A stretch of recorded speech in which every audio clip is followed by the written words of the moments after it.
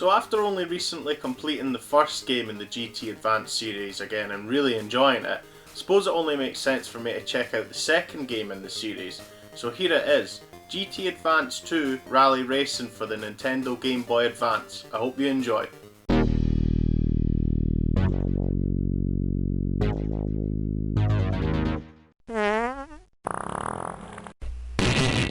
I was kind of shocked when I found out that they chose to make a rally racing game for the sequel over the traditional circuit racing experience we just previously gotten. The first game had so many great things about it that I still enjoy, so it seemed a bit weird that they'd go for a rally game this time round. Originally released in December of 2001, only months after the original, developed once again by MTO and published by THQ. You get a nice little intro package and then boom, you're onto the main menu, and to be honest, I'm really gutted to say this, but that's where the fun stopped for me. On the main menu there are a few options to choose from. You have your usual time trial, single races, practice, and license mode, which is there to get you familiarised with the controls and handling before heading into the main feature of the game, and that is the World Rally mode. Here is where you race across 14 different countries in a rally style format.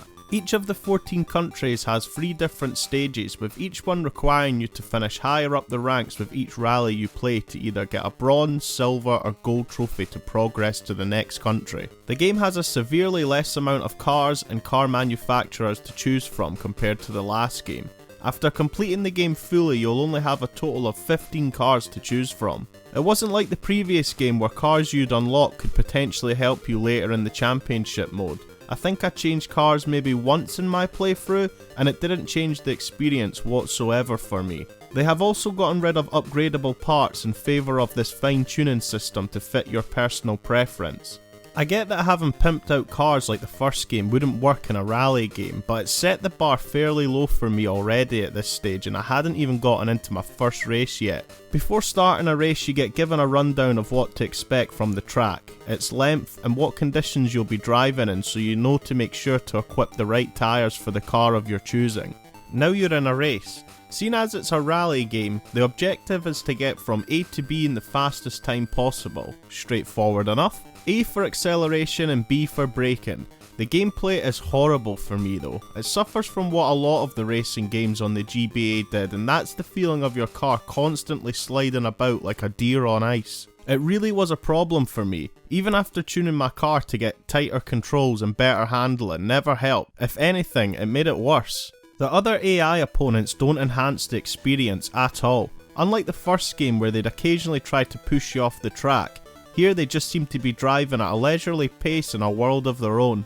Also, the graphics are horrendous. I appreciate that they tried to give us an ultimate rally experience for on the go with hills and such, but the way it was pulled off gives me a sense of nausea and sickness that I haven't felt in a game in a long time. There was a few instances after coming round from a really tight corner I'd be thrown into bumps up and down. Factoring in that I feel like I'm already sliding all over the place made me feel seasick at times. It really wasn't a great experience for me, and even speaking of this now is bringing back that feeling of sickness. Which is a shame because the track layouts themselves are great. I just wish that I didn't feel like I was all over the place, because I reckon this could have been a solid rally game otherwise. They have in fairness stepped up the weather conditions with the occasional spells of rain coming on here and there which the first game was lacking. As with most rally games, you have a co-driver that'll help you by indicating what corners are coming up next. There are only 3 different corners in this, easy, medium and hard, but there was a few times I feel they got them mixed up.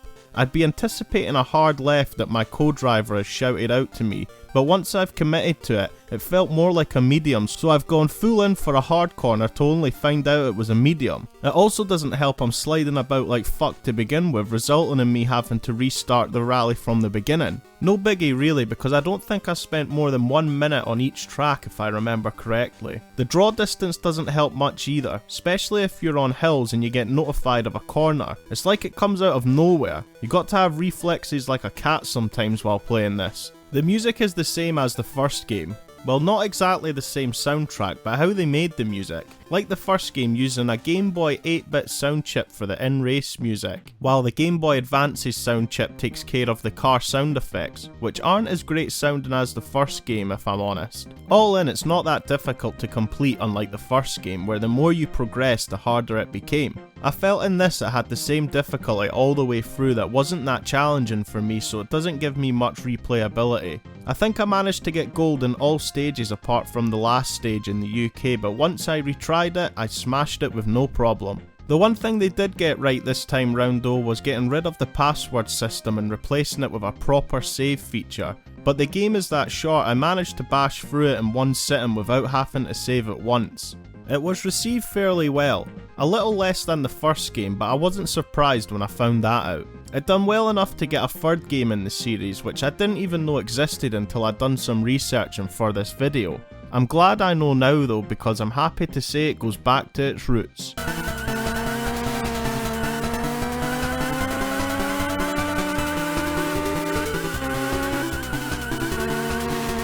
Now I'm pumped to play this one for sure. After playing the third one for a bit, it got me thinking if this one was just a little experiment for what would become the third game in the GT Advance series. I mean, this only came out months after the first game, so maybe they just wanted a little cash grab in between while working on its real sequel, GT Advance 3 Pro Concept Racing. I'm pretty gutted that I didn't enjoy this as much as I'd have liked to, but it is what it is, I suppose. I just can't wait to play through the third one now though. If GT Advance 2 Rally Racing doesn't seem like it's the rally experience you're looking for on the Game Boy Advance, I can highly suggest giving V-Rally 3 a bash. I found that to be a great experience and it's worth a video of its own one day. Well, that wraps up my review of GT Advance 2 Rally Racing for the Game Boy Advance. I hope you enjoyed. Please leave a comment of your experiences of the game, whether you liked it or not. If you did like it, what did you like about it? And if you didn't like it, what didn't you like about it? Also, please subscribe to my channel if you would like to be kept up to date with future content I upload. And yeah, I'll see you in the next one. Bye.